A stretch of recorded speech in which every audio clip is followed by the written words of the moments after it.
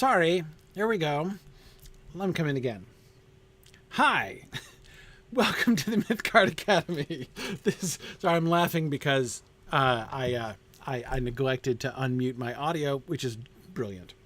Okay, so I was just saying, welcome to the Mythgard Academy. This is session number 3 on Till We Have Faces.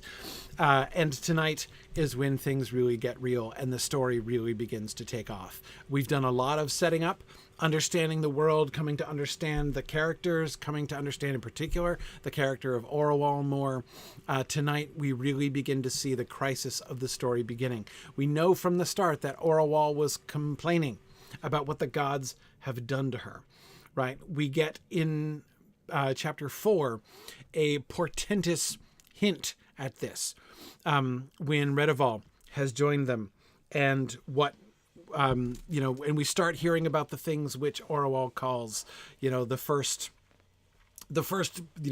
blows, the first knocks of the hammer blow that is going to destroy them, and that is coming up, right? That begins here in chapter 5. The other thing that I was just saying before, while skillfully still muted, was to express a kind of compassion for people and understanding for people who've had a hard time getting through this book the first time on their own, without people to discuss it with, mostly because for me, it's all about expectations. This book comes out of nowhere, right?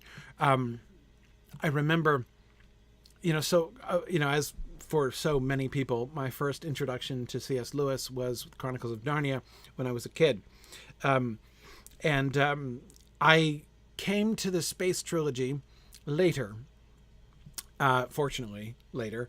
And that I didn't love it at first. I've come to appreciate the space trilogy, especially the first 2 books, more as I've gotten older. But I was okay with them because I knew the context. I'm like, okay, I know that Narnia was fantasy and this is science fiction, right? So, my expectations, I won't say they were exactly appropriately calibrated necessarily, but I was prepared for the difference that I found, the kind of difference that I found.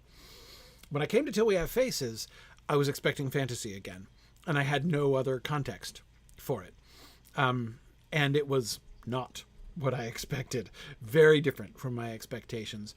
And I was just comparing it to how difficult it was to read the Silmarillion for me for the first time when I discovered that as a teenager. Again, because when you are kind of contextualizing things in one way, right? When you're expecting a certain thing and it's not what you're getting, it can be hard to receive what you're being given, right? Because you're constantly looking for the thing that isn't there, right? For the thing that you were expecting. Anyway, Until We Have Faces, one of the things that also makes it challenging, and I've said this before, challenging especially for Christian readers of C.S. Lewis, even quite mature Christian readers of C.S. Lewis who have read like most of the rest of what he wrote. Have read his fiction, his nonfiction, and are, come to Till We Have Faces with an open mind and ready for more edification, and don't know how to deal with it, don't know how to handle it. I think that the stuff we're going to see tonight in chapter 5 is also going to be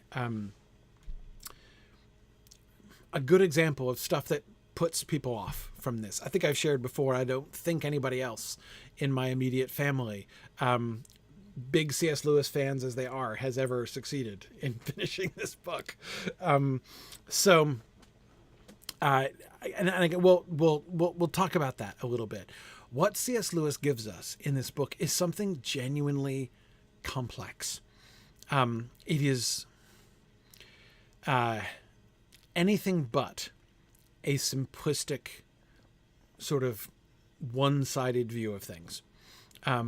He does a remarkable job of looking at things from multiple sides. We see his commitment to that in his choice of Orual as the narrating figure, right, as the first person narrator.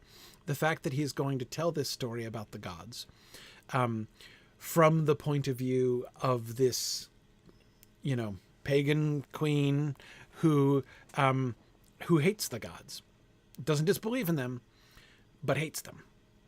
That should be our first hint, right? That we're going to be getting some perhaps unexpected connection. Certainly unexpected if what you're expecting is somebody, for instance, this is a conversation I've had with some folks, again, especially Christian readers of Till We Have Faces.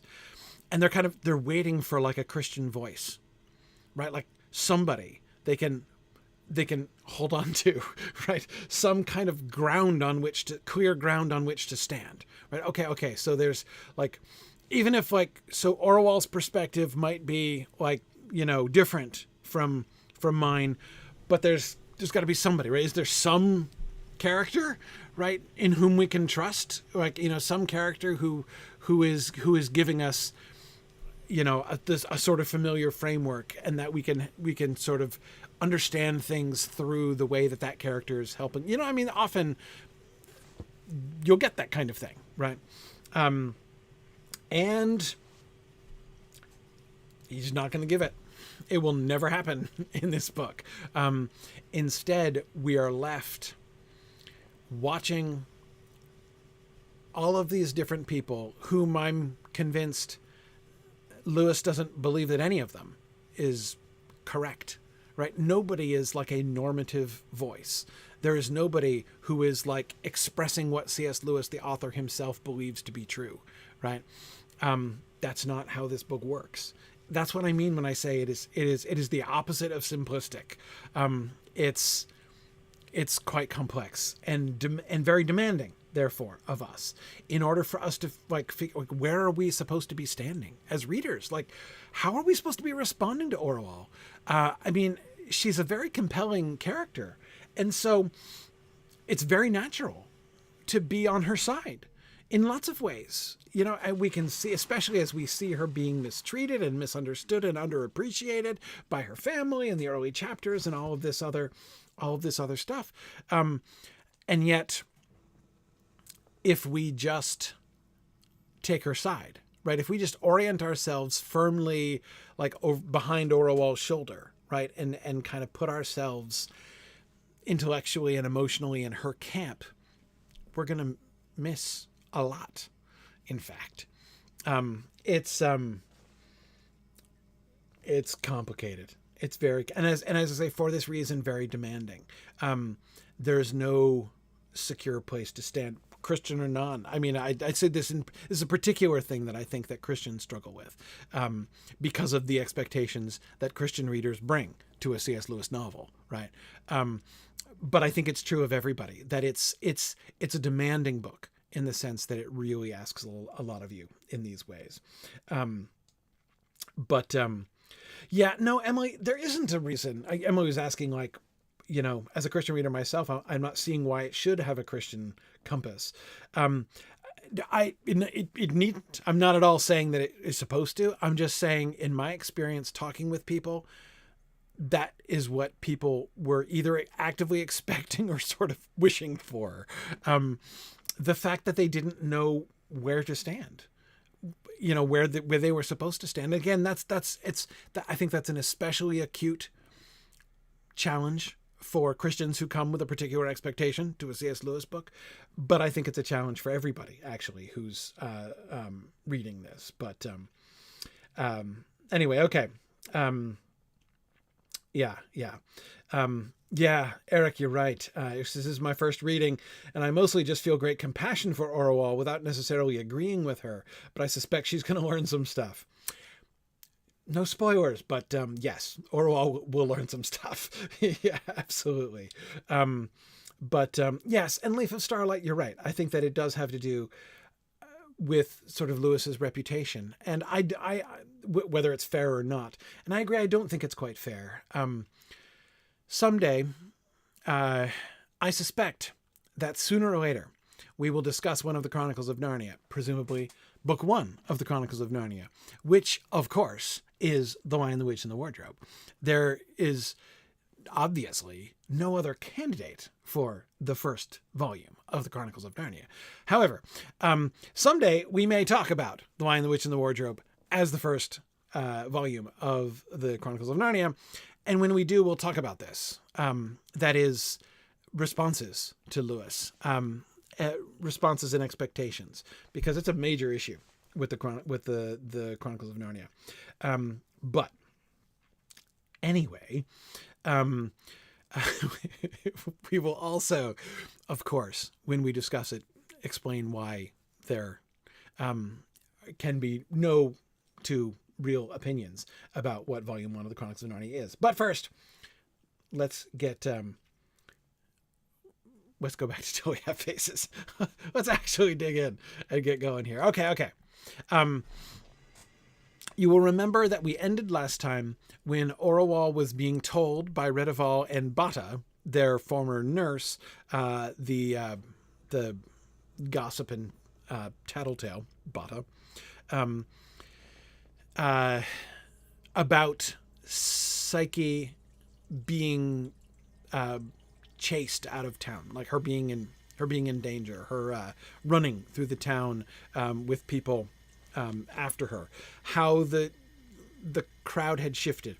We were talking about, in that context, how we get this fascinating example of sort of ambivalent data being presented, ambivalent in the sense of you can interpret it either way, right? The data in this case being Psyche goes out and lays hands on hundreds of sick people, right? Some of them get better, some of them do not. The initial response is that she brought healing and they are worshiping her like a goddess.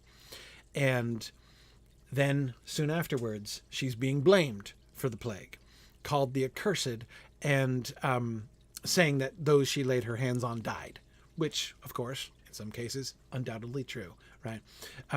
So we're looking at how the people had turned. We go from that particular shift, that is the shift of how the people of Glom were responding to Psyche, and to this conversation between Orual and Psyche about the incident. Then it all came out. She had gone, very foolishly, I thought, into the city without a word to any of us.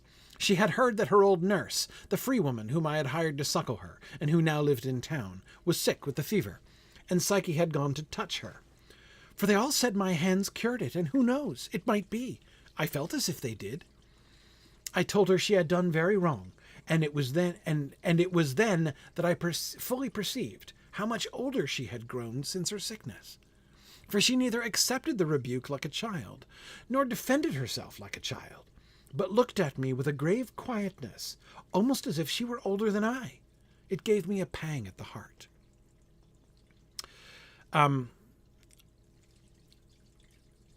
This is one of those passages I'm not going to talk about a whole lot right now, but it'll be important later, so I wanted to make sure to note it in passing. And the thing to note in passing as we look at this passage is the shift in the relationship. We've seen the people as weathercock, to use the phrase that Orual uses later on, how they're turning about with the wind.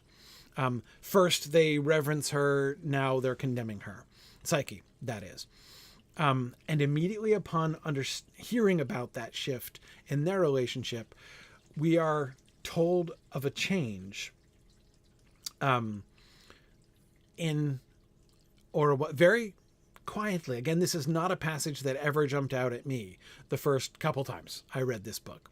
But we can see here, Orual raised Psyche like a mother. Psyche had no other mother than Orual, right? Psyche's mother died in childbed, and nobody else cared for her. We have seen the way that Orual talks about Psyche, right?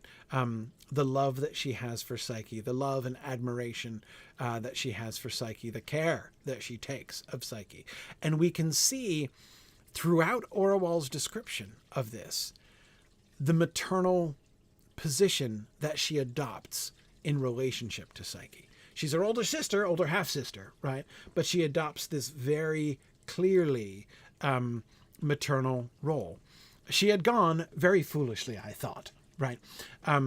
Her assessment of Psyche's behavior, right, had gone into city very foolishly, I thought, into the city without a word to any of us. Like Psyche needs Orual's permission, right? Like Orual is in a position to, sort of judge her behavior in this way. And it comes out perfectly naturally, right? This is clearly a spontaneous expression of how Orual thinks of Psyche, right? How she imagines that relationship. And then, of course, we see again in the third paragraph that same thing coming out in her account, in Orual's account of what she said to Psyche. We only get it indirectly, right? We don't get the quote. Did we ever establish how much older Orual is? No, we're not told exactly.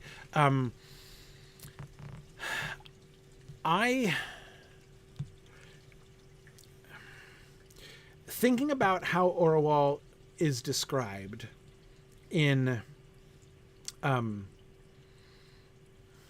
chapter, the end of chapter 1, beginning of chapter 2, especially the end of chapter 1 when the new mother-in-law comes in, right? The new queen, Psyche's mom. She sounds like she's still a child. What I'm trying to figure out is, like, do we have reason to think that Orual has hit puberty by the time that, like, does she think of herself as a woman? Is she treated at all like a woman? Because, by the way, in this society, it seems perfectly clear that puberty is, as in most ancient societies, puberty is the moment when you become an adult, right? It's very clear. I can't imagine Psyche's mother was... what's the limit you would put on how old Psyche's mom probably was? I'm thinking 15, 14, maybe. She's a young girl. She's clearly has gone through puberty, right? She is sexually mature enough to bear a child. But she's clearly a young bride, a younger daughter of the king, right, who was farmed out. So yeah, and the description of her terror and how little she looked when she was unwrapped from her clothing and everything, and how Orual even seemed to accept her as more like a peer than like a mother, right? So I think there's not even a huge age gap between Psyche's mom and Orual herself. So yeah, 14, I agree. 14, 15 is the oldest, I think, likely that Psyche's mother was when she died. My guess, and it's only a guess, the story doesn't really give us anything to fix it on. But I would guess that it was somewhere that Orual was probably 11 to 13, maybe a few years younger, probably, than the queen. Maybe herself not having gone through puberty, though we know when Redival goes through puberty, right? That comes into the story. When Redival is caught kissing Taran under the window. That's never an issue with Orual, right? That never features in the story. And yeah, Curious Chance, I think that's a really interesting way of thinking about it. Age isn't tied linearly to the passage of time anyway. She grows older, it seems, from wisdom, not years. Yeah, absolutely. She is growing wise, and that she steps into an adult role. Like, let's imagine she's 10. She's 10 when the mother-in-law comes, right? Which would put her 11-ish, on the way to 11, at least, right? When Psyche is born and the queen dies. That she would take upon herself at the age of 11 the kind of role of being a maternal figure to Psyche might seem strange to us from our perspective when we think about ourselves at the age of 11 or our children at the age of 11. But in this kind of world, and with the kind of life that Orual has lived as she describes, it's not really that surprising. Yeah.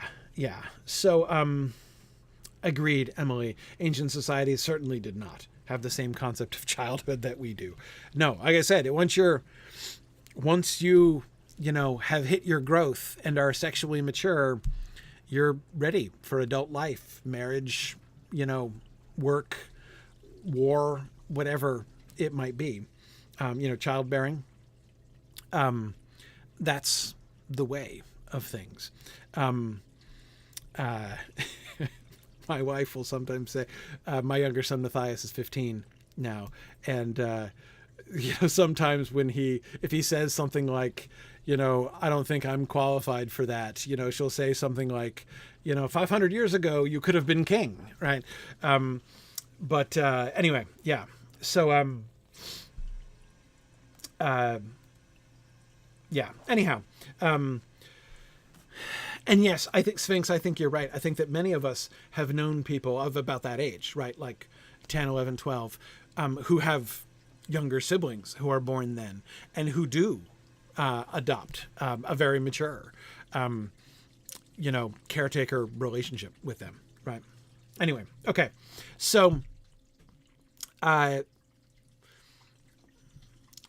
whatever the age gap was exactly, Orual we also, by the way, don't know how old Psyche is now. My guess is that Psyche is probably same, like 14 or so now, 14, 15. She's full grown. She's grown tall.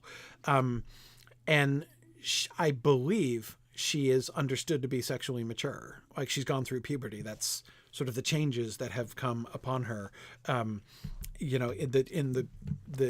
the different stages of beauty that she grows through in Orual's description and stuff. So I suspect so. Anyway, okay. So, but look at the beginning of that third paragraph there. I told her she had done very wrong, and it was then that I fully perceived how much older she had grown since her sickness. I told her she had done very wrong. That maternal role that Orual assumes with Psyche, like it's just that's what their relationship is, right? Here's the other thing I would emphasize that we mustn't forget. We have to remember the frame of this story. We are not getting this live action, right? When we see this evidence, especially, this is why Orual describing this through indirect speech is particularly important. When she's not quoting herself, but she's not giving us dialogue in the moment. Instead, she's relating to us what had happened and what she said. I told her she had done very wrong, right?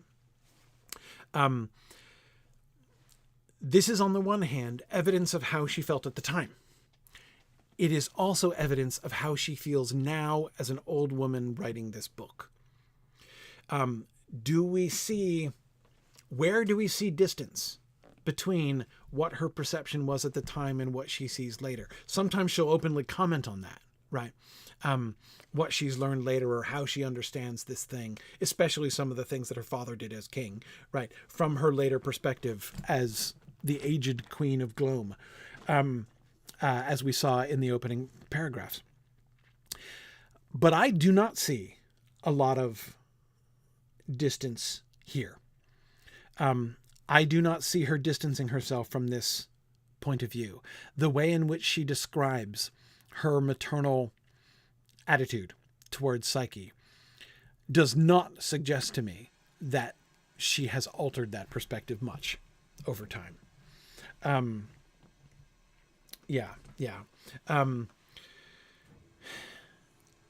notice that she receives a pang when she notices how non-childishly Psyche responds. She neither accepted the rebuke like a child, nor defended herself like a child, but looked at me with a grave quietness, almost as if she were older than I.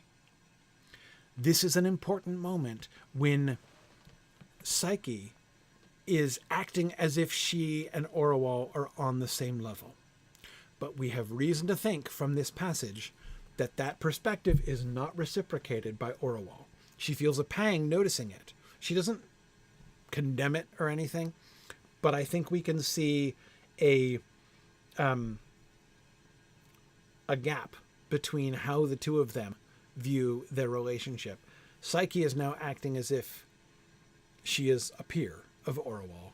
Orual is acting very much as if she is still in a maternal position. And of course, it must be pointed out, in connection with the discussion we were just having about ages, Psyche's version is the one that's actually truer to fact. Orual has loved her and cared for her as a mother, but she is not her mother. She's her sister, in fact. As sisters or half-sisters, they are peers. They are two of the three daughters of the king. Different in ages, right? And of course, this does not in any way cancel out the love and care that Orual has provided for Psyche. But if we had, in the moment, to judge which one's right and which one's wrong, or rather which one's attitude is more in sync with the reality of their relationships, it would be Psyche and not Orual here. And yes, Jocelyn, you are absolutely right. The pang at the heart, this is not a bad thing.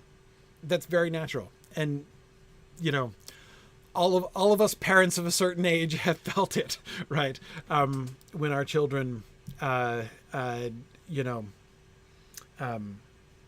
growing up, right? When they show these signs, as you say, of advancing age and maturity and development and stuff. Yeah, absolutely. Absolutely. Okay, good. That's me not talking about that for long. Excellent.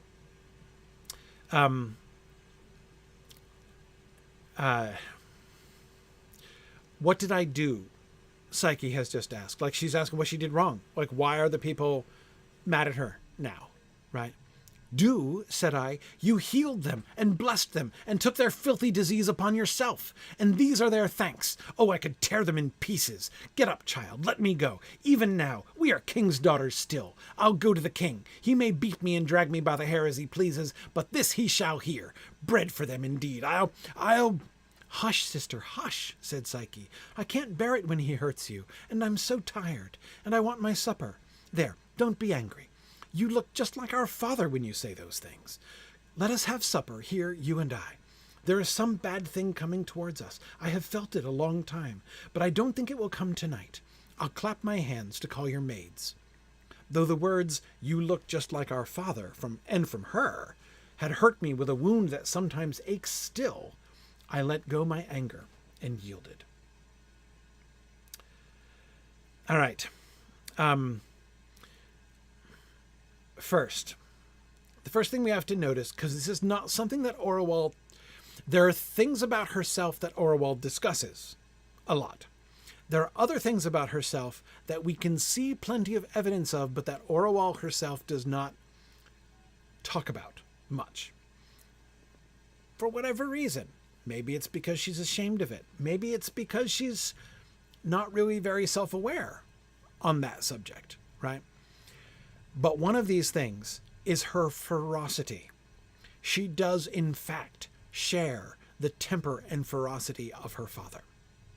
And we see her flying into a passion and a rage on many occasions. And this is a really interesting one. Her response to hearing about what the people did is fury. She's going to go to the king. She wants vengeance against the people. There's another passage that I thought of talking about here too, but this one will serve for both, where she threatens to mutilate the people who dared to throw rocks at her.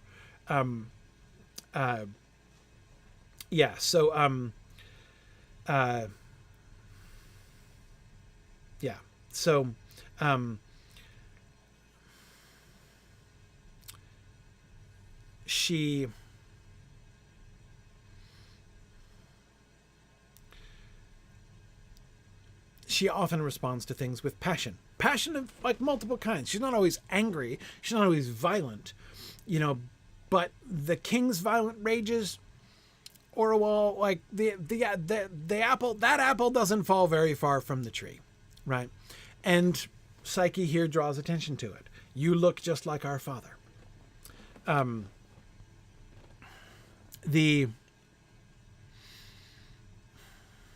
Remember, Orual is very, very ugly. Almost all the time, at least so far, almost all the time, any reference to or recollection of Orual's ugliness, I feel, is designed to elicit our pity, right? We feel bad for her. She gains our sympathy when we see her being dismissed, belittled, even dehumanized as an ugly girl, as an ugly woman who's good for almost nothing because she's ugly, right? No, Emily, all of the evidence that we have is that she's ugly. It's not just her father. I think it's an interesting element, Emily, and it's worth remembering. It's worth thinking about as we continue forward. But I don't think we have any evidence. I think there is no positive evidence that the stories of her ugliness are untrue. It's true that not everybody talks about it. Like, you would never know she was ugly from anything the fox says, for instance, because the fox is kind and loves her. But we get there's a bunch of indirect evidence, though it's filtered through Orual's perception, so you don't 100% know for sure. In any case, I don't know what their values are. That is, no, and again, it's a brilliant thing that Lewis does. Apart from being told that her hair is lank and dull, we're not told anything else about her. We're told her face is ugly. Her father says things like her face would curdle milk and calls her goblin daughter. Her face, by the king's testimony, because the king is the only one who has both the position and the rudeness to say anything about it. But yes, Mary, that's exactly it. There is no contrary evidence. I can't think of any contrary evidence from one end of this book to the next. And I don't see much real reason to doubt the basic fact that Orual is ugly. It is worth thinking about.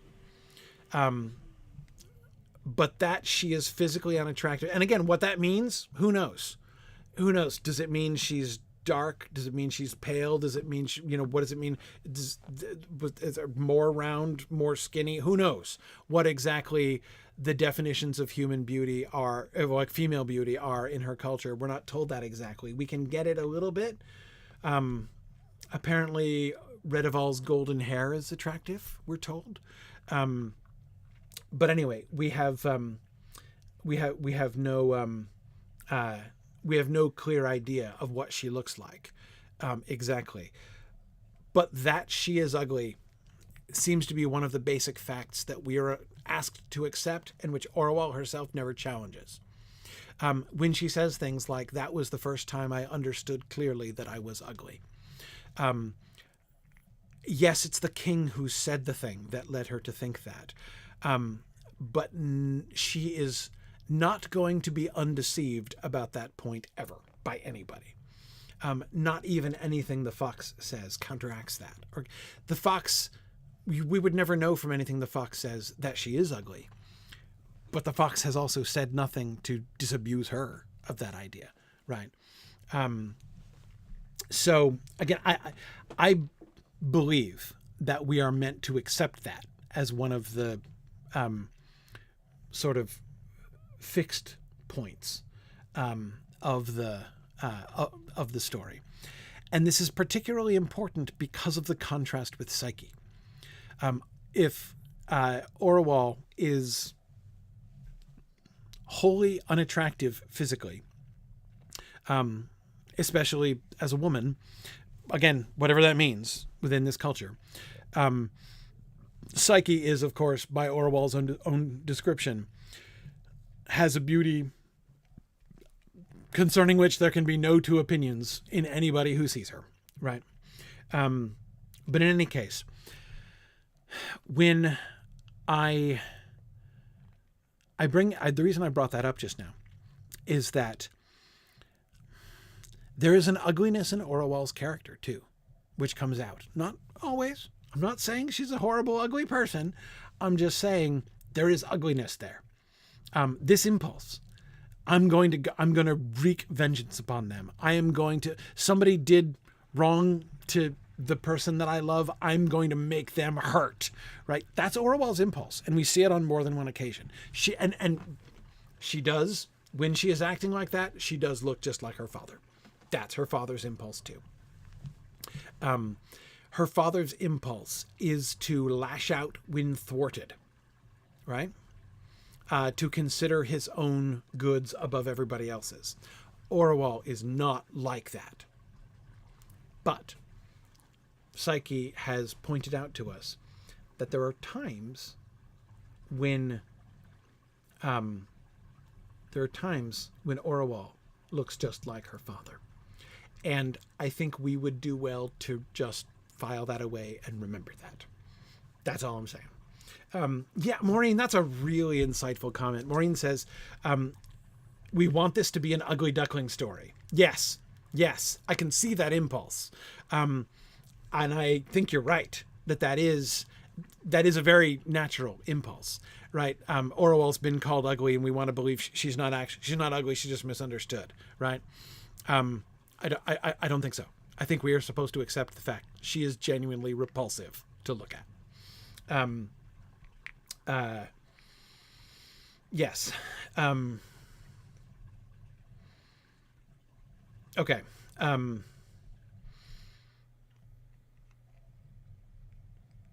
Notice another thing. Following up on the previous slide, look how Psyche handles. Look how Psyche handles Orual in that paragraph. Hush, sister, hush, she says. Tries to stop her in her tracks. To stop Orual's headlong rush towards violence, which is what she wants, violence against those who spoke against and acted against Psyche. Hush, sister, hush. Now, what does she say? I can't bear it when he hurts you. Right? Orual was just saying, I don't care. He may beat me and drag me by the hair as he pleases, but this he shall hear. Right? I know I'm going to risk the king being angry at me if I tell him this, but I don't care. And so Psyche turns that, right, into an appeal. I can't bear it when he hurts you. For my sake, if you love me, don't go and get yourself hurt by him. Right? And I'm so tired, and I want my supper. Do we think that Psyche is really like, Orual, forget what you want, feed me instead? Is this her being demanding? No. This is her being perceptive and careful and brilliant, right? She knows Orual. How is she going to divert Orual? How is she going to manage Orual's passion? She knows Orual's passions. How is she going to manage it? She manages it by turning Orual towards her, the one direction that Psyche knows will always work, right? Will always divert her from the headlong, passionate course she's embarked on, and that is to take care of herself. She presents herself as needing to be taken care of. I'm so tired and I want my supper. And then notice how even she turns that.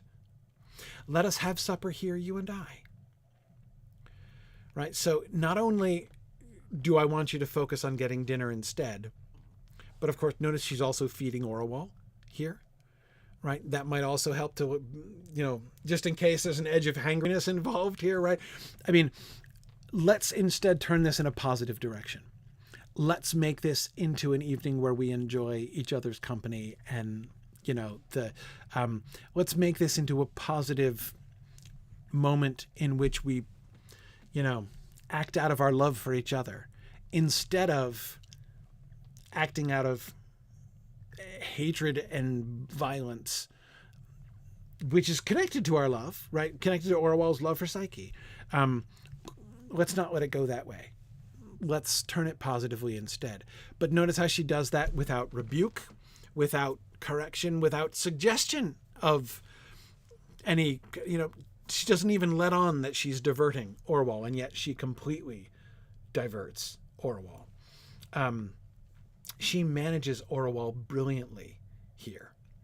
And I'm not even sure the extent to which Orual, aged Orual, who's writing this, even is totally parsing that, right?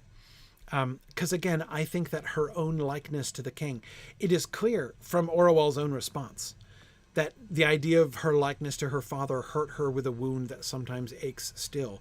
Orual does not like to think that she is like her father, right? Orual grew up not only fearing her father, but despising her father.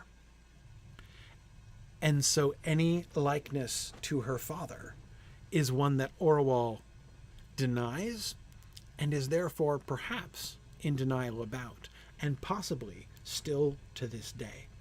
Notice how the majority of those moments when she interrupted to interject something, a reference to her future life, right? It has mostly been to differentiate her from her father, right? To point out a stupid thing that her father did as king, and how much better she has done, how she has corrected it since then, whether it be redoing the floor of the pillar room, or, repairing, dredging the shenet and repairing it. Many, many things like that. She distances herself from her father all the time, and yet Psyche is clearly right. Orual is her father's daughter. She's not exactly like her father. She is different from him in many ways. And most importantly, she has made life decisions which have put her on a different track. The love that she shows for the fox and for Psyche have no parallel, as far as we can see, as far as we know, in the king's life. Orual is her father as he should have been, Ross. perhaps. But anyway, again, I think this is one of those places where we can see behind the description of the first person narrator, because we've touched on something that she herself is in denial about. And I don't know about you, but I have known several people like this. Haven't you? People who, especially if you've known someone who has a very fraught relationship with one of their parents, right? But also take after that parent. And that can be a really sensitive subject, right? Because based on their own experience, from how they were treated by their parent, they want to distance themselves from that, right? And yet they are like their parent in that, even if they've made many different choices. That's a real thing. That's a real thing. Morgul Hamster says, "Okay, no need to come at me like that, sir." I mean, boy, this is a book that'll get up in your business. It is. I'll try not to be too pointed about these kinds of things. But anyway, yeah. And yes, JJ, you're right. It doesn't have to. This kind of thing can happen in other ways, other than in parent-child relationships. JJ is pointing out how Galadriel was one of Feanor's biggest opponents in Tolkien's Legendarium, and yet was also similar to him in some important ways. Yeah, exactly. And I don't doubt that Second Age Galadriel especially, or First Age Galadriel, would probably have been if you had said that she kind of reminded you of Feanor, would probably have been displeased by that comparison. But it's true. Yeah. Yes. Yeah, that's interesting. Eric says, Lewis writes the Screw Tape Letters, which is a masterpiece of spirituality. Till We Have Faces is a masterpiece of psychology. It's amazing to me, Eric, how the kind of profound insight that Lewis shows about human psyche, so to speak, and human character in this book. It is very beyond books. Again, so far beyond his other books. You can see there's much wisdom in many of his other books too, but man, this book hits like a ton of bricks. Yeah. Fanaro, that's a really interesting point. Orual suppresses the parts of her personality that are like her father, almost dissociatively. Yeah. So when that rage bubbles up, she sees a different person. She sees a different person, a person she doesn't know. Yes. And Psyche is going to know it. Psyche will have seen it, right? Her whole life. Whereas again, Orual kind of compartmentalizes it a bit, right? Yes. And of course, the other thing that I would point out here, which I think is super important, there's another really important reason why Orual, if either the Orual from this age, like, when this conversation was happening, or even the Orual who's writing the book, if either of those Oruals were here, she might defend herself very plausibly by saying, I am nothing like my father. Yes, I am as passionate as my father, but the basis is completely different. My father thought only of himself. It was selfishness that motivated all of my father's passions and my father's violence. I am only thinking of others. It is my love for Psyche that led me into violent passion here.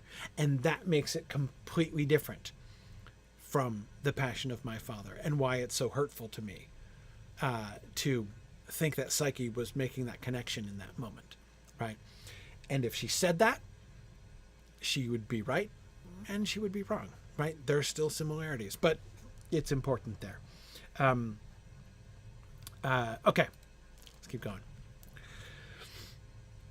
The priest of Ungit shows up at the king's house the next morning. The bearer set down the litter, and the priest was lifted out of it. He was very old now and blind, and he had 2 temple girls with him to lead him. Remember, the Ungit's girls are temple prostitutes. I had seen their kind before, but only by torchlight in the house of Ungit. They looked strange under the sun, with their gilt paps and their huge flaxen wigs and their faces painted till they looked like wooden masks. Only these 2 and the priest, with one hand on a shoulder of each, came into the palace. Let's pause there. Well, no, let's not pause there. Skipping a paragraph. He was out of breath and sat for a long time before he spoke, making a chewing motion with his gums as old men do. The girls stood stiffly at each side of his chair, their meaningless eyes looking always straight ahead out of the mask of their painting. The smell of old age and the smell of the oils and essences they put on those girls and the Ungit smell filled the room. It became very holy. Okay. Yeah, Leaf of Starlight was saying about the previous passage, it hurts because it's true. Yeah, exactly. Okay. Ungit's girls, the temple prostitutes in the house of Ungit. Notice what we are told about them, some of the elements here. First of all, in case you are not familiar with the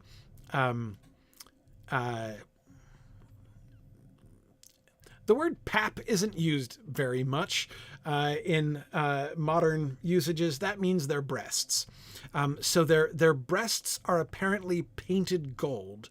And I believe this suggests that their breasts are actually bare. Not that they're topless, but that their breasts are revealed through their dresses and gilded, painted gold. Remember, they're temple prostitutes. They're temple prostitutes in the temple of a fertility goddess. That's why I believe their breasts are on display and yet not on display. Their breasts, I believe, are bare, but they're gilded to look metallic, to look human, right? So that's one element. The combination of exposure and concealment there, I think is important here in the description of Ungit's girls. They have wigs, flaxen wigs.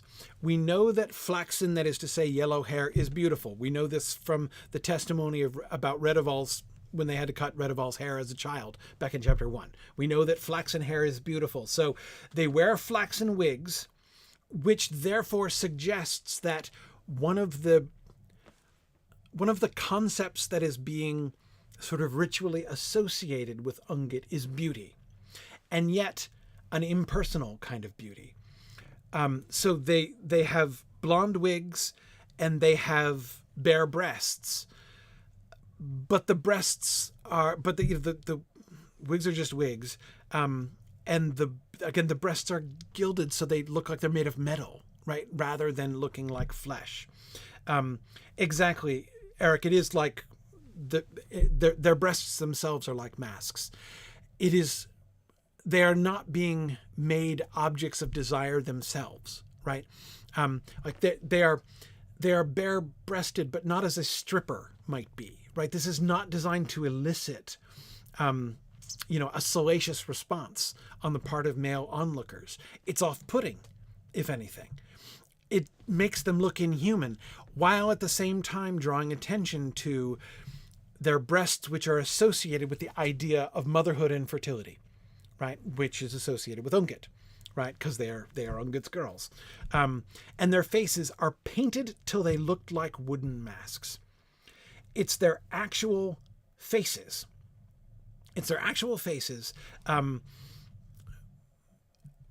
But they have so much paint lathered on their faces that their real faces are made to look like masks.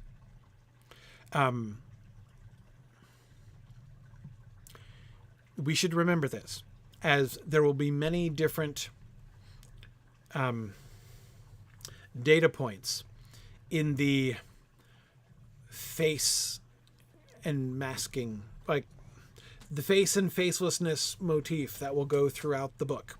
Ungit's girls are a very interesting data point in that whole constellation there. And yes, Mary, that's a really good point. They're not really meant to be seen by the light of day. Again, these are not, and again, actually,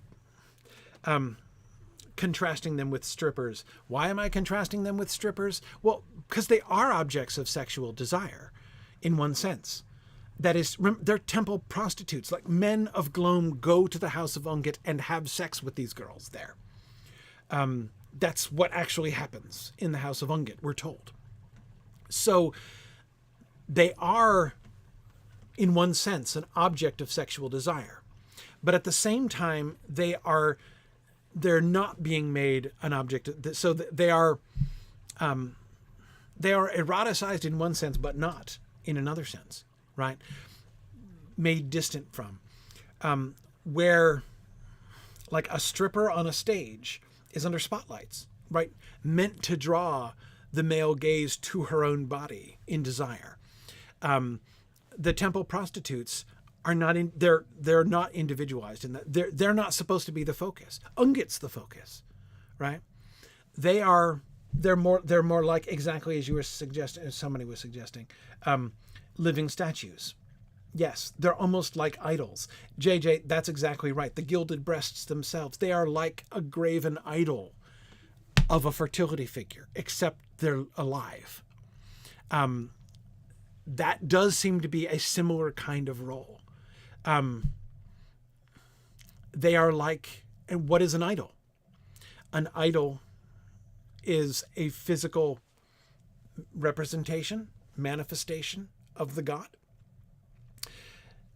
Ungit's girls, therefore, are physical representations of Ungit that you actually have sex with, right? So again, like the whole fertility thing, right? And yet Ungit's girls themselves are not fertile. Ungit's girls don't bear children. We'll be told that later. A little bit of a spoiler, but we'll be told that later. Yeah, but Mary, again, coming back to your point, you're right that they're not meant to be seen by the light of day. They're not the focus. It's not about them. It's not about them. Yes, so Eric, you're exactly right. The men aren't really having sex with them, but with Ungit. Yes, it's part of the fertility ritual of the worship of Ungit. It has nothing to do with the girls themselves. They are impersonal. In a wig, designed to evoke the concept of female beauty, with gilded breasts, designed to evoke the concept of female fertility and maternity and motherhood, right? And even sexual desirability, potentially. And their faces painted till they looked like wooden masks, so that they are not individuals, so that you don't even know who that girl is or was, right?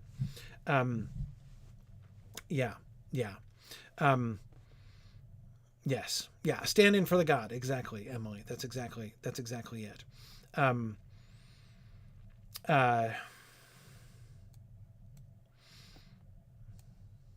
Yes. Their faces seeming wooden suggests some rigidity in the appearance, as their actions also suggest rigidity. Look at their eyes, right? The girl stood stiffly at either side of his chair, their meaningless eyes looking always straight ahead out of the mask of their painting. They don't act like people. They don't show any interest in the world around them. They're like living statues made of wood or gold or gilded wood, right? And paint. Of course, most idols would have been painted. Not the black Ungit rock, right? Which is the god. Ungit, the goddess. But most statues in the ancient world would have been painted. Of course, the famous white statues, marble statues, Greek statues that we see were all painted back in the day.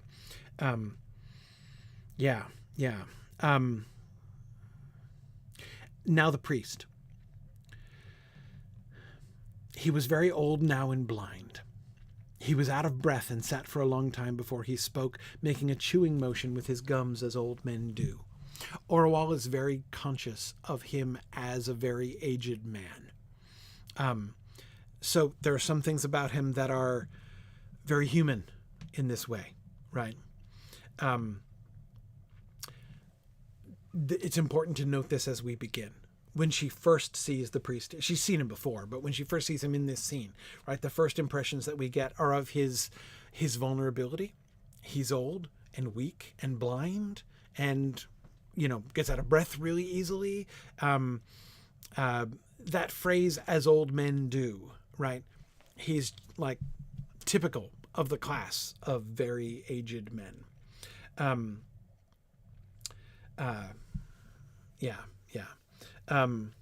Kel Elros, yes, I agree. That's worth noting. If we're tracking faces through the book, these girls would seem to be in a category of having had a face when they were young and having then lost it over the ensuing events of their lives. Yes, the one reference we've gotten to Ungit's girls before they're in the house of Ungit was in the reference in chapter 3, I think it was, to the fact that like there are kids all over the palace, like the slaves are always having sex with each other and having children, and the king has bastards all over the place, and many of the girls are sent to the house of Ungit when they reach puberty, basically. So we know that some of Ungit's girls are like slave girls or even the king's own bastard daughters who were given to the house of Ungit when they grew up.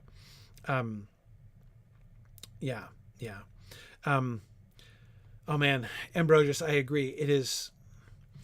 This is another example of one of those things I was talking about how complex this book is, right? This description, it's heartbreaking, isn't it? I mean, it's very hard not to have compassion for Ungit's girls here, for these girls and the lives that they're living, right, as temple prostitutes and what has happened to them. It's so horrible and so sad. And yet, notice what Lewis does. He tells us enough to elicit our sympathy, right? But he doesn't insist on it. He doesn't undermine Orual's perspective. And Orual takes this as a matter of course. This is what they are, right? I mean, this is temple prostitutes, Ungit's girls. It's a thing, right? I mean, she doesn't look at them with compassion. They're a fact of life to her. We will see some other reactions that she has to the people in the temple of Ungit later on. But again, we don't get any direct prompting. Remember what I said about not having using the phrase, and I'm sorry, I forget who said this earlier. We're not given a compass. Emily, I think it was you. We're not given a compass. Like, we don't get a character who, like, you know, from whom we can, like, safely take our cues as to how to feel, right? If we're horrified thinking about these two women, Orual's not. She's horrified. If she's horrified for a totally different reason. And Maureen, yeah, that impulse to want to rescue them, there's no evidence of that impulse in Orual or anyone else, right?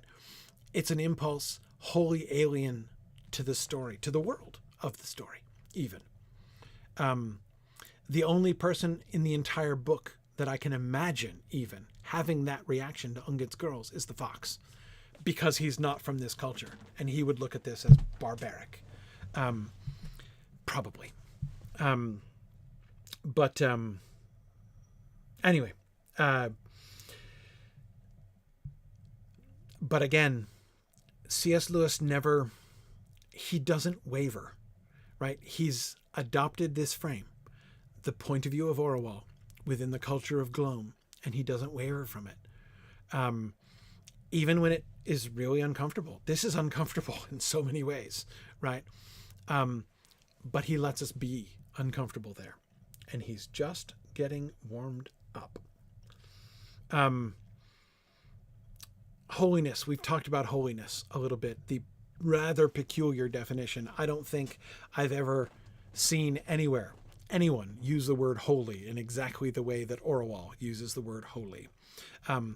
It does point to a very Hebrew Bible kind of sense of separateness, of otherness, right? To be holy is to be set apart, is to be distant from the human world and human experience and human understanding even. Those are some of the things that seem to me clearly to be tied up in the idea of the holy, as it's depicted in the Bible, especially in the Hebrew scriptures. But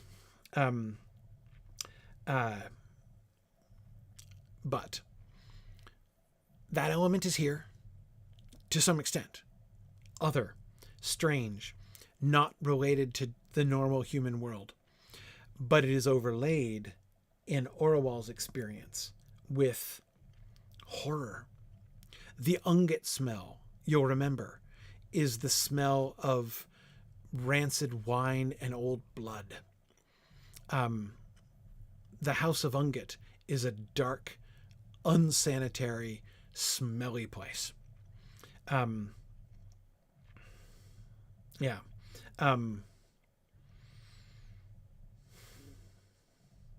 So when she says that the room becomes very holy, there is this sense of an invasion, right? The priest has entered the room, accompanied by Ungit's girls. They're strange girls, and he is a weak, thin, blind old man. And yet, the palace has been invaded by holiness, by something divine, something spiritual as well. He's delivering his message to the king, the priest is. And being gathered together, said the priest, we reckoned up all the woes that have come upon us. First, the famine, which still increases. Second, the pestilence. Third, the drought. Fourth, the certain expectation of war by next spring at the latest. Fifth, the lions. And lastly, king, your own barrenness of sons, which is hateful to Ungit.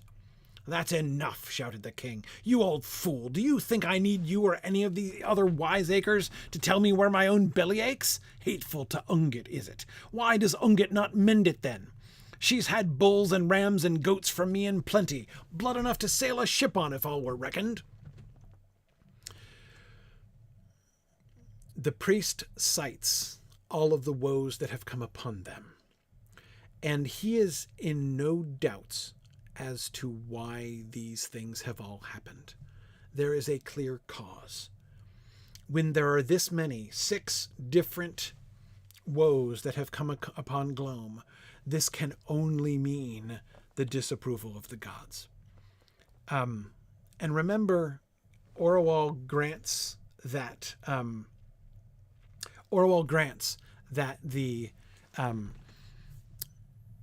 gods do this kind of thing. Remember in her very, like, in that opening those opening paragraphs, how she was saying that, like, plagues and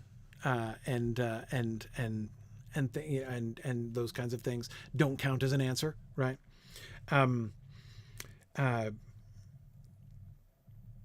She knows that they send those things, right? So the priest says, all of these things have come.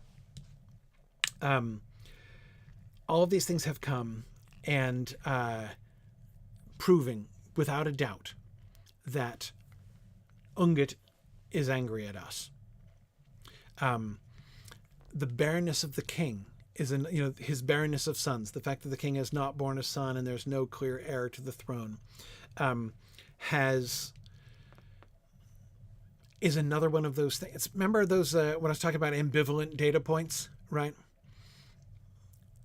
How do you take that? Is it a sign of the anger of Ungit against the king, or is it a sign of the failure of Ungit, right? The priest clearly lists it among the former. It is the plainest of all signs. It is the last one that he cites because he puts it in the chief place, right? Your barrenness of sons, which is hateful to Ungit. And the king responds by saying, no, wait, man, it's the other way around, right?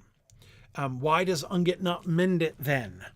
It's Ungit's fault that I don't have sons. I've made, right, whole herds worth of sacrifices to Ungit in asking for a son. Her job was to give me a son.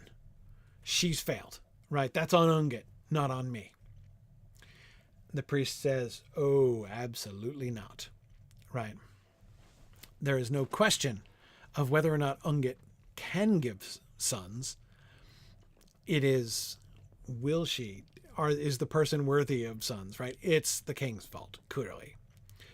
Or at least it's the fault of something, right?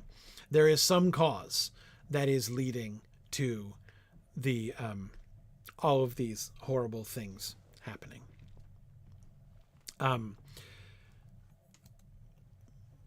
Bulls and rams and goats will not win Ungit's favor while the land is impure, said the priest. I have served Ungit these 63 years, and I have learned one thing for certain. Her anger never comes upon us without cause, and it never ceases without expiation. I have made offerings to her for your father and your father's father, and it has always been the same. We were overthrown long before your day by the king of Assur, and that was because there was a man in your grandfather's army who had lain with his sister and killed the child. He was the accursed. We found him out and expiated his sin, and then the men of Glom chased the men of Assur like sheep. Your father himself could have told you how one woman, little more than a child, cursed Ungit's son, the god of the mountain, in secret. For her sake the floods came. She was the accursed. We found her out and expiated her sin, and Shennet returned into her banks. And now, by all the signs I have reckoned over to you, we know that Ungit's anger is far greater than ever within my memory. Thus we all said in her house last night, we all said, we must find the accursed. Those of you who know the Bible well will see the parallel with what he says about the king of Assur. You may remember the passage from the book of Joshua when after the downfall of Jericho, in one of the first battles thereafter, when the Israelites go to war against the people of Ai, which is a small and insignificant town, but they are routed by the people of Ai because there is a person who has done the accursed thing, who has defied what they were told to do. He took spoil when he was not supposed to take spoil. He took it and hid it.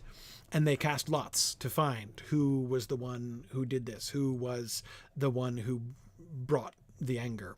And he and his family are killed. and the sin is expiated. And after that, the Israelites chase the men of Ai like sheep. That's a very, very close parallel that he's building on there. Yes, Achan or Achan, or however, I don't know exactly how you'd pronounce it in Hebrew. Yes. So the priest says they have to find the accursed. When this sort of thing happens, when these kinds of grave consequences fall upon the land, it is a sign that the accursed has come. And Fanaro, I completely agree with you. The accursed little girl story is particularly disturbing. Can't help but think that she was a scapegoat since she was so young and her alleged curse was in secret. Yeah, exactly. Right? Sounds like a witch hunt, doesn't it? Again, from our distance, we look at this and we say, man, yeah. This sounds really bad in a lot of ways, right? But Lewis isn't going to throw any bones here, right? He's not going to. There is nobody within the story to validate our reaction to that, right? Does it sound like scapegoating? Yep. Yes, it does. Scapegoat, of course, also something from the Old Testament, something from the Hebrew Bible, right? Except it's an actual goat, right? Upon whom, there's a difference though. I want to be a little bit careful because of the ways that there are some direct connections being made here to the Old Testament, to the Hebrew Bible. I want to be a little cautious in using the word scapegoat, because that's not what the scapegoat is. So in the Old Testament, the scapegoat is a goat. There's a ritual that's supposed to happen on Yom Kippur, I think, the Day of Atonement, right? If I'm remembering correctly. The idea is that the priest lays his hand upon this goat, and the sins of the people, the unconfessed, the unknown sins of the people, anything that might have, earned God's wrath that they don't know about, is placed upon the goat, right? So the goat is sort of like symbolically infused with the sin of the people, and it is then released into the wilderness. It's cast out, driven out from the people. That's not the same.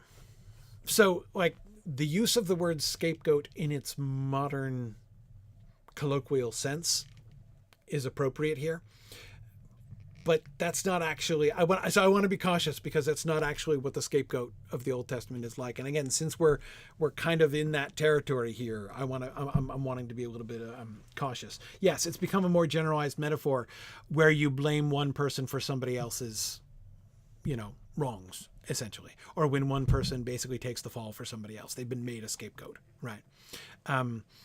That's the much more generic way in which it's used now. But it's important because the accursed is different, right? They are not taking somebody and putting the sins of the community on that person. It's quite different, right? They're discovering the whole community is being punished for something done by somebody. That's the pattern that he's pointing to, right? The dude who laid with his sister and killed the child, or the girl who cursed Ungit's son in secret. And I totally agree with you about how dodgy that sounds. But yes, Leaf of Starlight, exactly. The priest of Ungit is asking us to believe that they are the source of the problem. Exactly. And so if they are found and killed, if they are found and sacrificed, then there's the sin of the people will be expiated, will be removed. Right. Yes. Okay. And are we supposed to?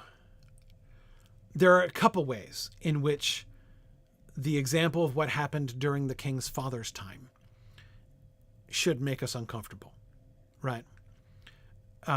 Number one, one woman, little more than a child, cursed him in secret. So there's like not even any evidence that it actually happened, right? So a child, or certainly somebody we would consider a child, cursed the god of the mountain privately without even telling anybody else about it. And so that's what caused the floods, right? Floods came because of that? Really? Okay, so that's uncomfortable. But also notice it should make us uncomfortable in another way too, right?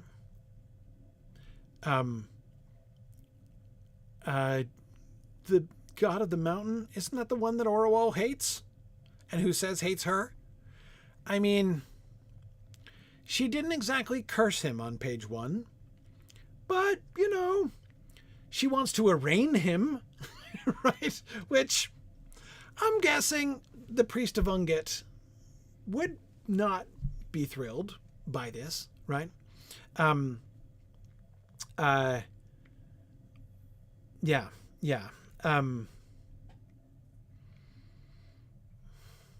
So that's another reason I think we're meant to be uncomfortable within the terms of the book itself here. Now, hang on a second. There's a third thing. Yeah, Orual might consider herself the accursed. Maybe. Third thing.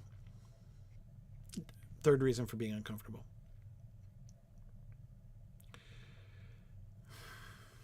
Hang on. I forgot about the third thing.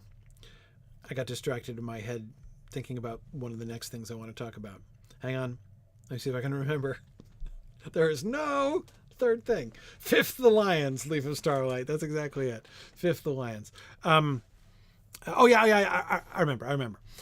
Here's the other reason to be uncomfortable. Remember what we just saw with the people in the touching, the healing, right?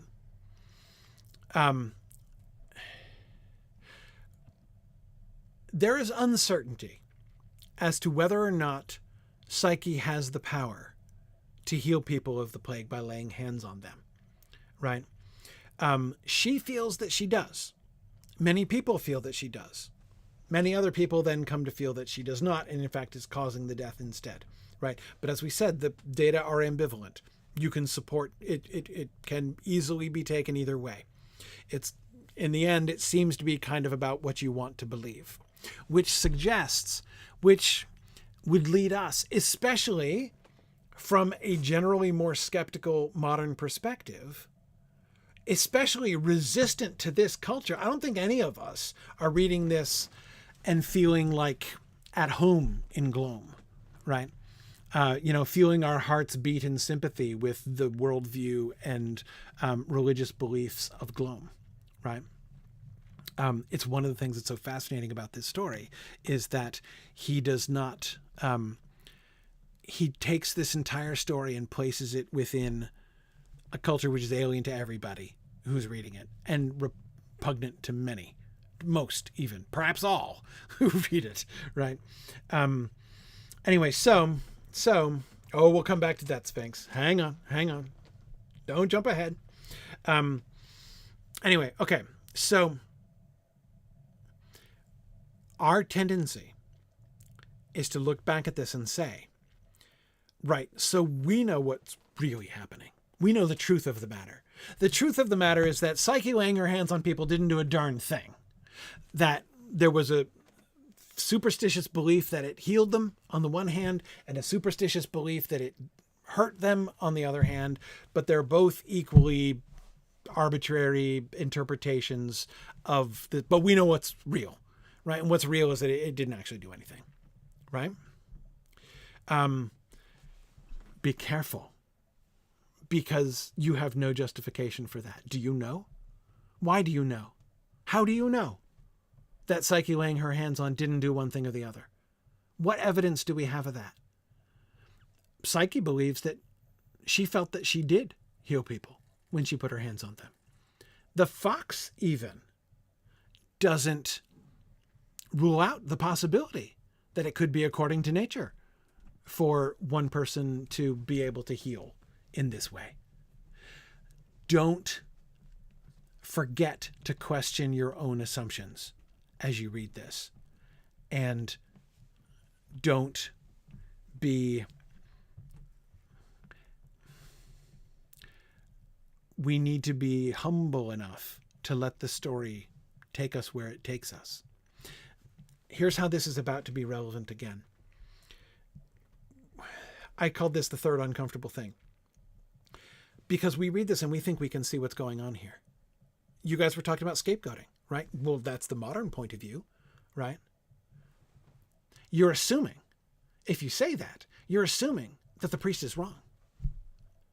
Just as you might have been assuming that Psyche laying hands on people wouldn't actually heal them, right? Do you know that? Are you sure? It's uncomfortable. It certainly sounds like a witch hunt, or like scapegoating in the modern sense, right? Are you sure? How do you know? How do you know? Yeah, we have no evidence that the god of the mountain isn't real. Hang on to this. We're gonna continue with this line here as we move forward. The king says, oh, so she needs a human sacrifice. And so he offers to give them a thief, the next thief he catches. Like, basically, like, instead of just hanging him, I'll let you slit his throat over the statue of Ungit, right? That is not enough, king, and you know it. We must find the accursed, and she, or he, must die by the rite of the great offering. What is a thief more than a bull or a ram? This is not to be a common sacrifice. We must make the great offering. The brute has been seen again, and when it comes, the great offering must be made. That is how the accursed must be offered. The brute? It's the first I've heard of it. First we've heard of it too, as readers. It may be so. Kings seem to hear very little. They do not know even what goes on in their own palaces. But I hear. I lie awake in the nights, very long awake, and Ungit tells me things. I hear of terrible doings in this land, mortals aping the gods and stealing the worship due to the gods. I looked at the fox and said, soundlessly, by the shaping of my lips, Redival. Remember, Redival had become very pious and had been spending a lot of time worshipping at the house of Ungit. Now, notice how Orual, and she assumes the fox also, she doesn't believe what the priest says here. The priest claims to have been told things by Ungit as he lies awake in the night, and that he knows more than the king about what's going on because the king's not paying attention, and he is being told things by Ungit, right? He has, Ungit has told him of mortals aping the god and stealing the worship due to the gods. Orual immediately blames her sister, Redival. She believes that Redival's envy of Psyche, her grudging of Psyche's beauty, her resentment against, being looked after all the time, right? Being chaperoned all the time by Orual and the fox, have led her to run to the priest of Ungit, as she threatened to do, remember, she said that she noted how interesting the priest of Ungit might find the story of Psyche being worshipped. That's a very plausible theory, right? So her first reaction is to think the priest is lying. The priest is posturing. It's not true. It's not true. He has been told this by Redival, right? She blames Redival immediately. Footnote. Are we sure it's Redival? There are lots of ways the king could have heard about this. I mean, she was being called the Ungit in human shape in the public square in front of hundreds of people, right? But Orual immediately knows. that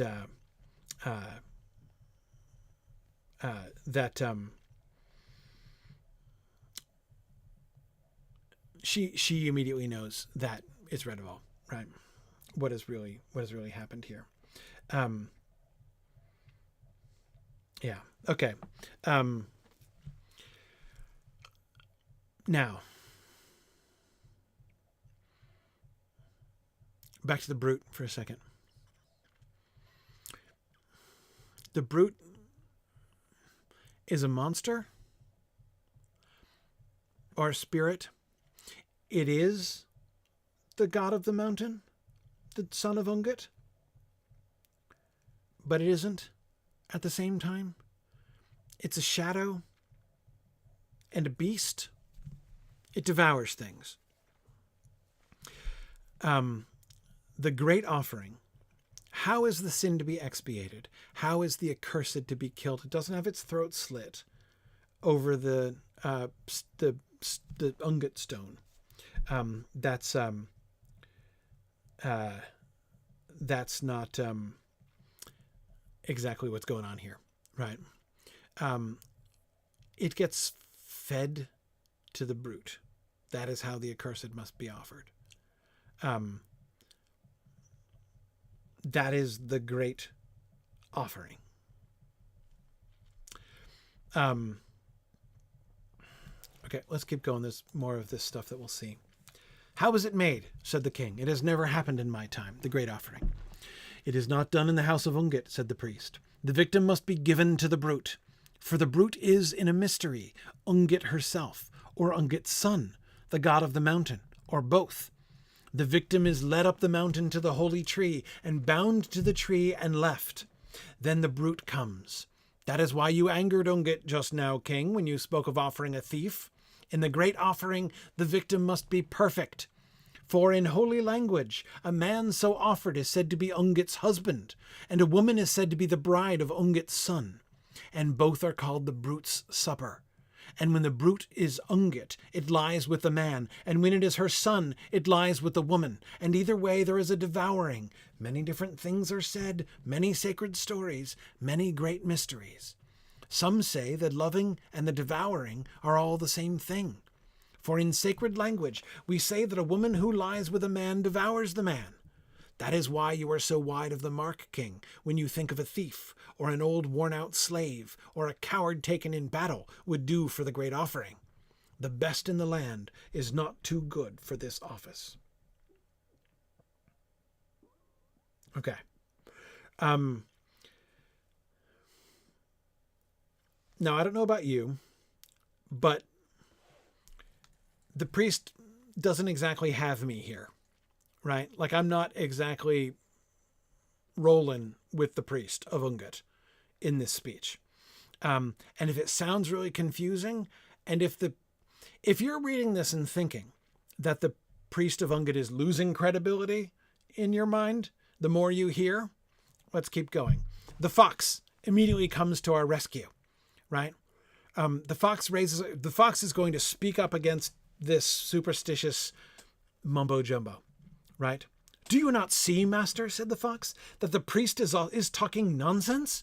A shadow is to be an animal, which is also a goddess, which is also a god, and loving is to be eating? A child of 6 would talk more sense. And a moment ago, the victim of this abominable sacrifice was to be the accursed, the wickedest person in the whole land, offered as a punishment. And now it is to be the best person in the whole land, the perfect victim, married to the god as a reward. Ask him which he means. It can't be both. That's, oh man, what a breath of fresh air the fox is here, right? Finally, right, there we go. So against the priest of Ungit, we get somebody thinking clearly, and this is one of the first places in the book where, at least in my experience, where, like, if you wanted that kind of a compass, right, that kind of like somebody speaking something that we can hold on to, something that we can get behind, right? It sounds like the fox in this moment, right? Notice Orual's response. If any hope had put up its head within me when the fox began, it was killed. This sort of talk could do no good. And she blames him. She's like, he's already lost. This Orual's response is the opposite of my response, of I think many of our responses, right? Instead of responding to this paragraph by feeling like, yeah, you tell him, Fox, keep going. Orual's like, well, shoot. Now we've lost the argument completely. We'll keep going. We're not skipping these passages, but I want to think of all of these kind of together. We are hearing much Greek wisdom this morning, King, said the priest, and I have heard most of it before. I did not need a slave to teach it to me. It is very subtle, but it brings no rain and grows no corn. Sacrifice does both. It does not even give them boldness to die. That Greek there is your slave, because in some battle he threw down his arms and let them bind his hands and lead him away and sell him, rather than take a spear thrust in his heart. Much less does it give them understanding of holy things. They demand to see such things clearly, as if the gods were no more than letters written in a book. I, King, have dealt with the gods for 3 generations of men, and I know that they dazzle our eyes and flow in and out of one another like eddies on a river, and nothing that is said clearly can be said truly about them. Holy places are dark places. It is life and strength, not knowledge and words, that we get in them. Holy wisdom is not clear and thin like water, but thick and dark like blood. Why should the accursed not be both the best and the worst? Whew. This is an incredible speech. Okay, first, a piece of terminology, a fun connection, which is both interesting but also not as helpful as you might think. So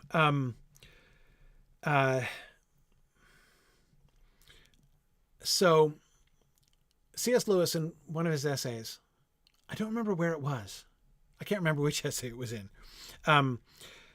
said in a slightly, not flippant, that's not the right word, but in a slightly jocular tone, as he often used when talking even about serious things, as some people criticized him for in his lifetime, that religions of the world could be divided into the same categories as you divide soup into.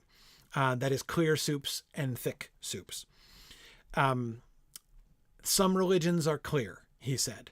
That is, the primary basis of them is rational. They're about clarity of mind and clarity of thought and clarity of systems interacting with each other.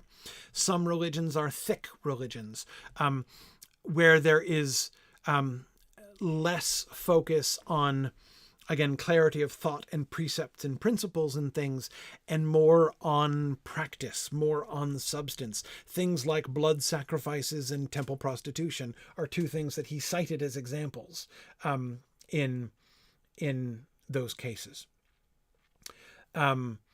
He used actually both like Greek philosophical religion like Platonism on the one hand as an example of a clear religion, and again like African religions where he points to, I think, again places where they're doing sacrifices, and or again other Middle Eastern religions where there was temple prostitution and stuff.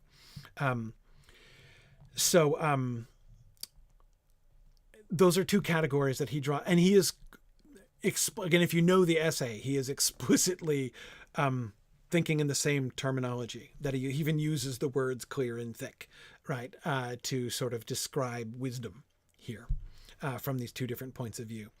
So I said on the one hand, it establishes Christian apologetics is the essay. Thank you, Curious Chance. As I said last time, the complete essay collection of C.S. like the complete nonfiction like collected essays of C.S. Lewis has been both a blessing in my life and also a curse, because I can't now keep track of even the titles of them, much less which one was published when and where. But in any case, okay. So what he describes there, those terms are sort of helpful categories, right? But I said it's also potentially misleading. It's misleading in the sense that what he was doing in that essay, just kind of classifying, like thinking about like two different ways to approach religion, clear and thick. And of course, what he's going on to say in the essay is that actually, like, both of them have an element of truth. If you're 100% clear or 100% thick in your sort of approach, you're missing out. And of course, what he is going on to talk about is how Christianity does both. But in any case, what we get here. So he's using those terms, but again, he's certainly not just categorizing.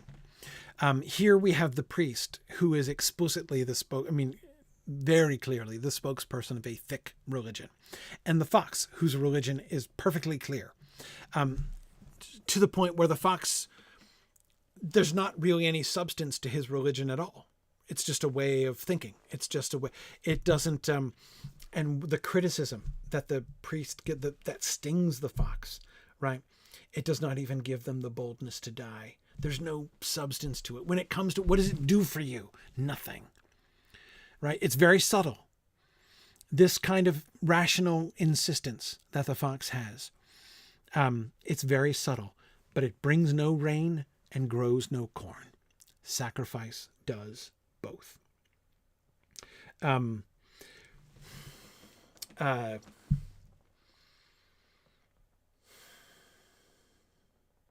on. I see you guys talking about freedom and slavery. I would resist that if we could. Here's why. Slavery is relevant. Slavery comes up in this passage. But I see you guys talking about slavery in terms of like thinking of slavery and freedom as like ways of thinking about or terms to apply to the relationship to the gods. I don't see those terms being used about the religions in this book at all. I don't recall anybody connecting this idea of, it might come up still, but those aren't the terms here. The only way slavery is relevant here is the fact that the fox is a slave. And the priest's point is that his clear religion, his very subtle, rational religion, didn't stop him being made a slave. What good did it do for him? Right? Nothing. There's no substance to it. In the end, it's anemic, right? So I would just, I'm not saying that what you're saying is wrong. I'm not saying that that isn't a way to think about it, but always the first thing to do. And this I think is very important whenever book that we're reading. It's always really important to try to think using the vocabulary of the text itself as much as you can. And yeah. So, yes, Curious Chance. Exactly. So, how are people and the gods related to each other? What is the vocabulary we're getting from that in the priest's speech here? People as food, the gods eating them and devouring them. Yes. And, as marriage partners, as sexual partners, right? That's the other thing that is, and that's tied up with both, right? JJ, you're right. The fox's religion is so clear as to be unsatisfying, while the priest's religion is so thick as to cause choking. Yes, if you had no religion but the fox's, you might starve to death, because it's like water. There's no substance in it, right? But the priest's religion is so thick you might asphyxiate, right? Think of the house of Ungit. How dark and stale and oppressive it is. Absolutely. This is where that complexity that I was talking about comes in, though. This speech, I saw several of you reacting to the speech in this way. The priest sounds like a fraud earlier, right? If not a fraud, a manipulator, right? And, but he doesn't sound so here. It's very tempting to think, or perhaps to assume, that we're supposed to be looking down our noses at the priest of Ungit. This repulsive, barbaric superstition of blood sacrifices and horrible things, right? But I think that is not the right response. That's certainly not the cues we're getting, right? The priest looked more and more like a gaunt bird as he was speaking, says Orual. Not unlike the bird mask that lay on his knees. Remember that bird mask that normally sits on his chest and looks like the bird is coming out of his chest? And his voice, though not loud, was no longer shaking like an old man's. The fox sat hunched together with his eyes fixed on the table. The taunt about being taken in war, I guessed, had been hot iron to some ulcer in his soul. Certainly I would that moment have hanged the priest and made the fox a king if power had been given me, but it was easy to see on which side the strength lay. Orual loves the fox. She's totally on his side, but hearing the two of them speak, she's not responding by saying the fox is right and the priest is wrong. She hears them, the priest has the strong position. It's not just political strength. It's the strength of his position. She knows the priest is right and the fox is wrong. Remember, this is always happening with Orual, right? She's always seeing the fox will say things and she's like, I love the fox and I respect the fox, but he's not right. You know, the fox can say all he likes, that it is not in the divine nature to be envious. But Orual knows you can't talk that way about Ungit. It is very dangerous. To say that Psyche is as beautiful as Orual, as Ungit, as beautiful as Aphrodite, right?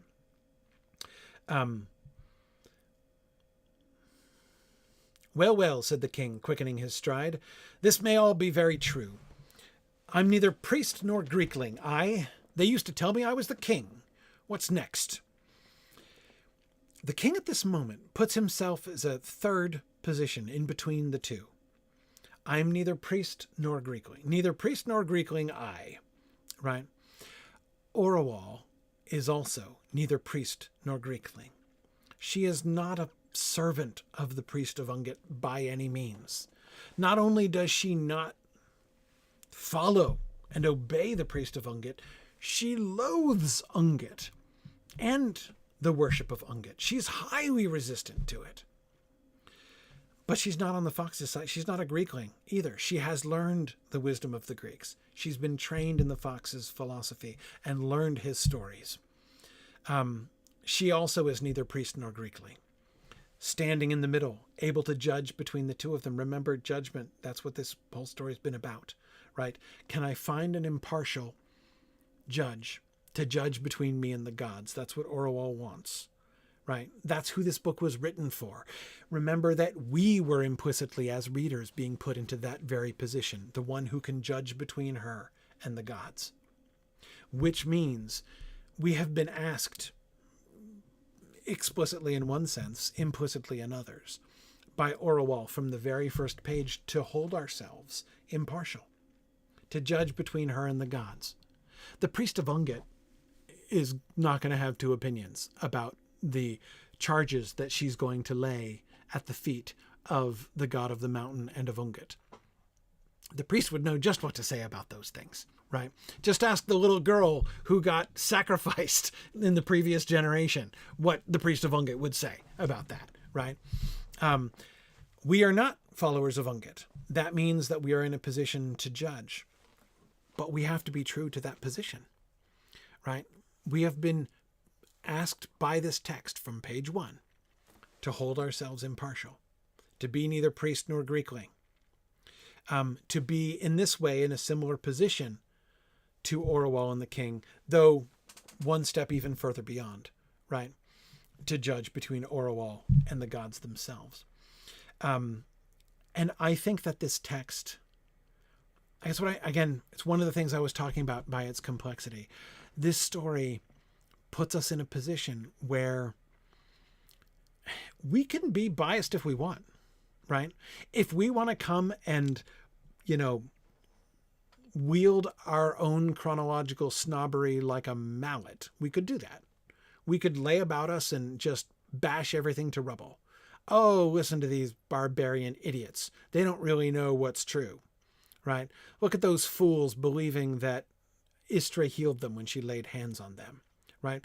Listen to this horrible, horrible, superstitious, malicious babble about the great offering, right? And the expiation of the sins of the people and how they're going to turn away the plagues because of this, right?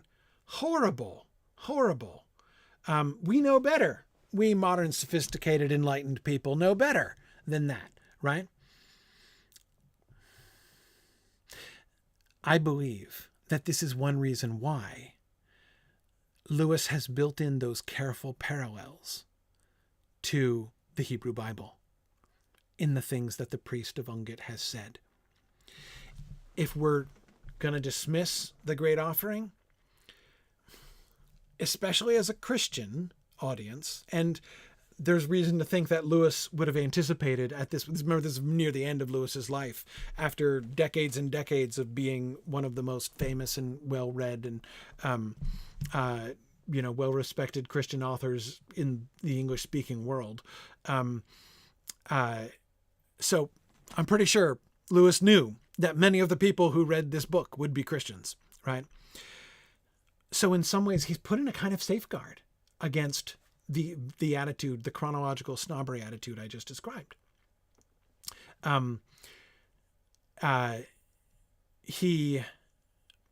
If we're inclined to read that description of the great offering and say, oh, that's horrible, how could anyone think that, we're then uncomfortably reminded that a story exactly like that is in the Bible. If we reject the priest of Ungit's speech about holy wisdom being thick and dark like blood, well, actually, yeah, there is a lot about that sort of thing. Not just in the Hebrew Bible, but in the New Testament as well. All the stuff about the crucifixion of Jesus and the cross, right? Yeah, that's a little uncomfortable. We can't just disregard it completely, right?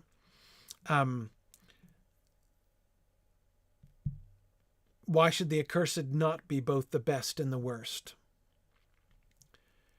When Jesus died on the cross, was he the perfect offering? Or was he the embodiment of the sins of sin, right?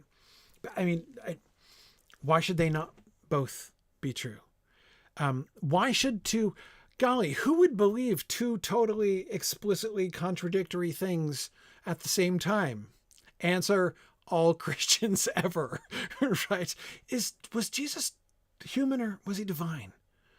Gosh, right? Is God one or three, right? I mean, exactly. Yeah, Arthur, I see you staying out of this one. Again, it's interesting, Arthur. I mean, again, the way that he goes back to the Hebrew Bible and with a lot of these things too. But yeah, anyway, as I say, there's a certain, I feel very clearly that Lewis has here in the words that he has chosen to couch the priest of Ungit's language, put in certain safeguards against our casual disregard of him. Now, to modern non-Christians, it might be easier to go there, right? But anyway, it's I still think the clear evidence is Orual certainly does not just reject what the priest of Ungit says.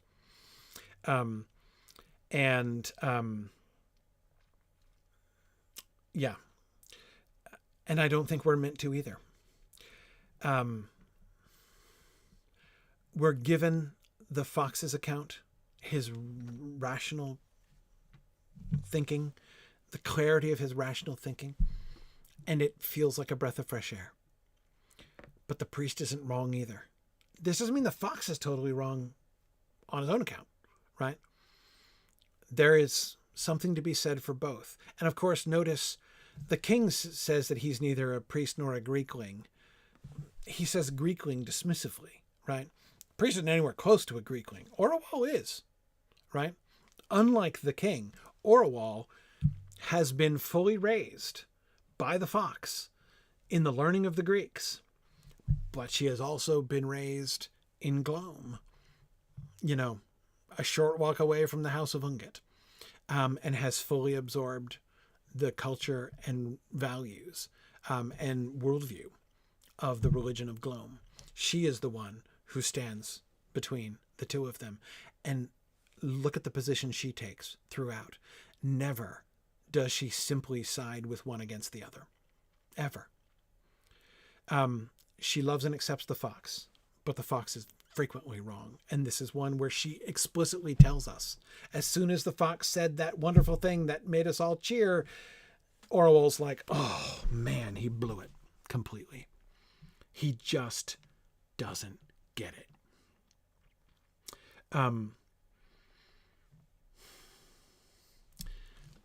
Okay, so where are we left? What happens? And where do we go from here? We'll wrap up, but we're just about done with this stuff here. It's so much to talk about, and I know I'm not discussing each passage intimately, but there's a lot. From here, we're going to go on. Of course, at the end of this passage, at the end of this scene, he tells us that the lot has fallen upon Psyche. Psyche is the accursed. And as we already knew, because she was called the accursed by people in the street. So the lot has fallen upon Psyche. She is the accursed. And she is going to be... Yeah, the king didn't know. Yeah, it was a shock to the king. She is going to be sacrificed in the great offering. Let's go up to the great offering. Well, okay. So we're going to get the final conversation between Orual and Psyche before the great offering is made. I don't know for sure if we'll get past that, but in case we do, let's, sorry, here's, that's Fellowship of the Ring. That's just the wrong book. Hang on a second. I'm trying to open the book, but it's not helping. Okay. So I'm opening the wrong book. I'm forgetting, sorry, which chapter I'm going to go to. And let's go through 7, I think.